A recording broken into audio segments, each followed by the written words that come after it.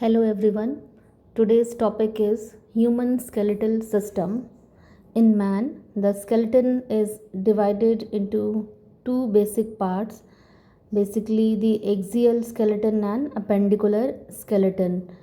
But before that, we should define what is human skeletal system. So, human skeletal system is basically the hard, supportive, or protective elements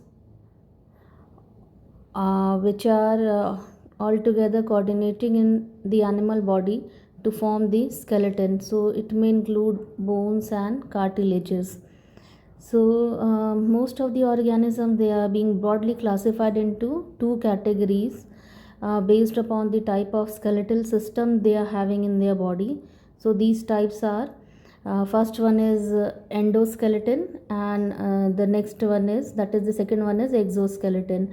So endoskeleton, in this case, the skeletal system is found inside the body of the organism, and exoskeleton is the structure, is the type of structural elements in which the body cover is made up of exoskeleton, in like cockroaches, snails, etc., which are basically having, we can have the examples in the categories of invertebrates.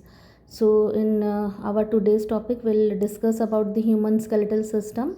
So human skeletal system is basically classified into two parts, major parts, that is, the first one is axial skeletal system, and the second one is appendicular skeletal system. So what is the difference between these two, axial skeletal system and appendicular skeletal system? We'll discuss one by one. In case of axial skeletal system, it basically occupies the body's main, that is the longitudinal axis of the body. It includes four structure.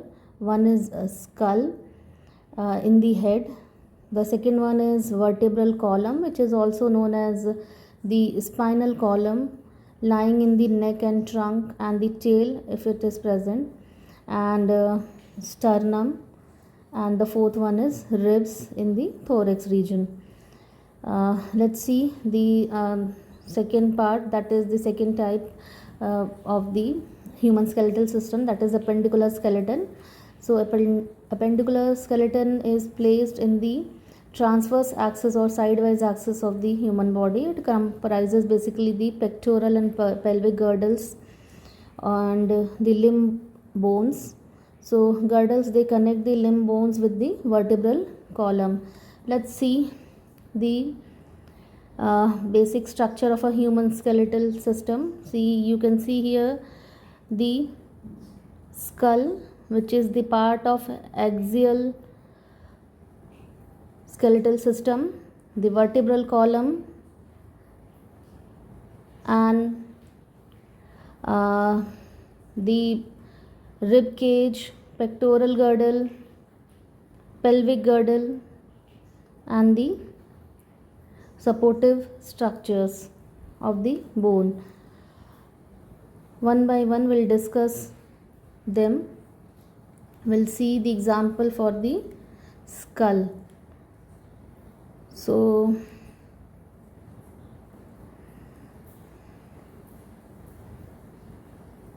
here you can see the skull. The skull is present in the head. It is supported on the top of the vertebral column. It is basically made up of the hardest and densest bone in the human body.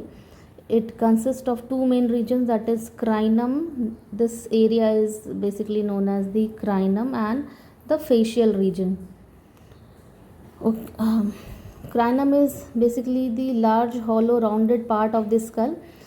Its cavity is termed as crinal cavity. It encloses the brain during life. Hence, the crinum is also known as brain box. The dome shape of the crinum protects the brain, as blows are more likely to glance off as a rounded surface. So moreover, a round surface offers more mechanical strength than does a flat surface. So crinum is basically formed of 8 flattened bones. These include one frontal, 2 parietals, one occipital, 2 temporals, one sphenoid, and one ethmoid. The cranial bones fit together by wavy, immovable boundaries which are known as sutures. The sutures help to dissipate the shock of a blow to the head. The parietals are demarcated from the frontal by the coronal suture, from the occipital by the lambdoidal suture, and forms the temporal by lateral sutures. A large hole, which is known as foramen magnum at the base of the skull, allows the brain to continue into the spinal cord located in the backbone. So, the parietals, which are demarcated from the frontal by coronal suture, and from the occipital by lambdoidal suture, and from the temporals by lateral sutures. A large hole, which is basically the foramen magnum, it helps to differentiate the skull from the rest of the skeletal system. So, skull, when it joins with the vertebral column, the movement is, as you have already studied in the previous section of information, it moves with the help of pivotal joint. So basically, skull is the bony part of our head, which is made up of 22 small bones. These are the hardest bone in our body. Some of these form cranium, and some of them, they are forming the facial bones. All these bones of skull, except the lower jaw, they are fixed. So let's discuss some of the major functions of the skull. It helps to protect the brain of the human beings when the organism is in live condition. So it also protects the sense organs of the face, that include eyes, ears, and nose. It gives shape to our face and head. Now the next structure is the rib cage.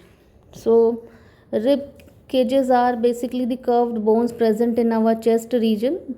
These are contain the 12 pair of bones, as you can count from this, that is 1 2 3 4 5 6 7 8 9 10 11 12.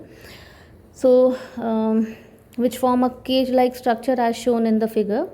One end of the bone joins the backbone, while other end joins the breastbone in the front.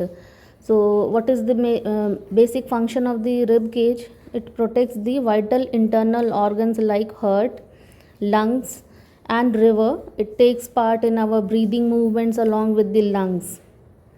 Now see the next axial structure, that is the vertebral column, or we know it by other name also, that is the backbone. If we put the finger at the back of the neck and move it by pressing downwards, we feel long hard structure. This is our backbone, which is long, hollow, and rod like structure running from the neck to the hips. Scientifically, it is called as vertebral column because it is made up of 33 small bones, which are basically jointed all together in a series of sets, and the single unit of such bone is known as vertebrae. That's why it is known as vertebral column. It is made up of 33 small bones placed over each other. So each small bone is known as vertebrae. Between these various vertebrae of the backbone are the discs of the cartilage, which are basically the soft bone which allows the vertebrates to move slightly and enable the backbone to bend forward or downward. So what is the basic function of the backbone? Backbone basically provides the main support to the body. It supports the head at its top. It attaches along with it the shoulder bones, ribs, and hip bones. It gives protection to the spinal cord. So this was basically the part of the axial skeletal system. We know we are studying the axial skeletal system, which includes the longitudinally supporting system of the human body. So first one was the skull, next one was the vertebral column. Let's see the next structures. Now after this, you are seeing here the shoulder bones or the pectoral girdle. It comprises the appendicular system of the body, which is transversely attached with the axial system and altogether coordinating in the movement of the organism.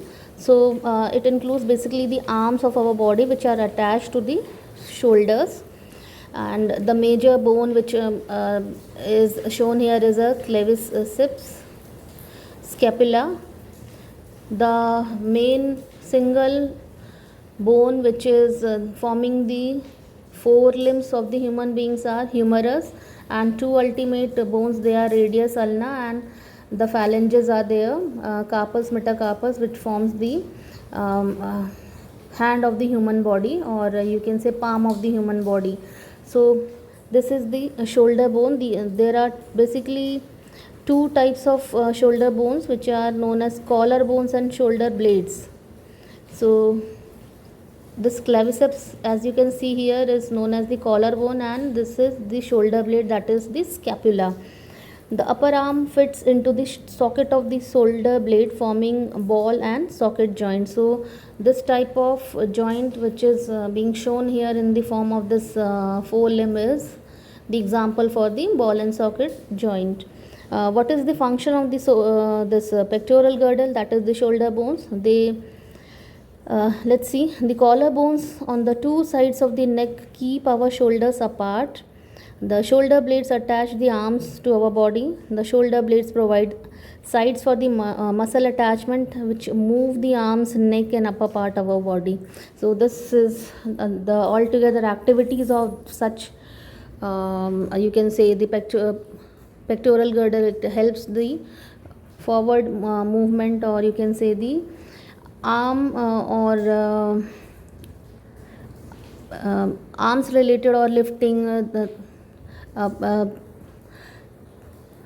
putting the things, you can say pushing, pulling, whatever activities you are doing through your hands, these are all together the actions which are being coordinated by the different sort of or set of bones which are present in the pectoral girdle, or you can say the shoulder bones.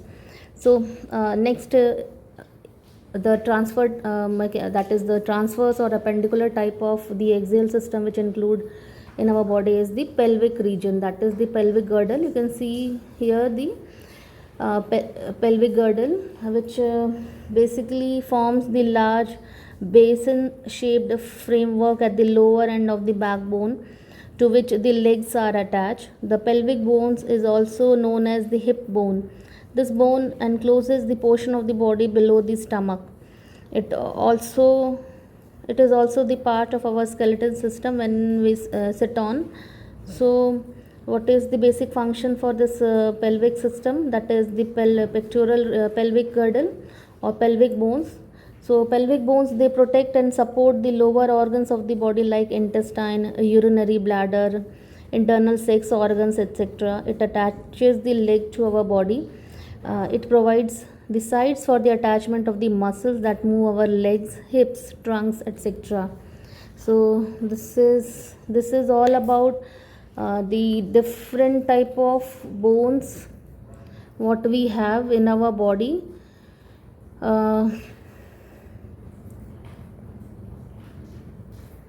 See, some of the bones, they have been classified in these pictures for the identification, and different functions are there, so which you will learn in the higher classes. This is all about the human skeletal system. Thank you.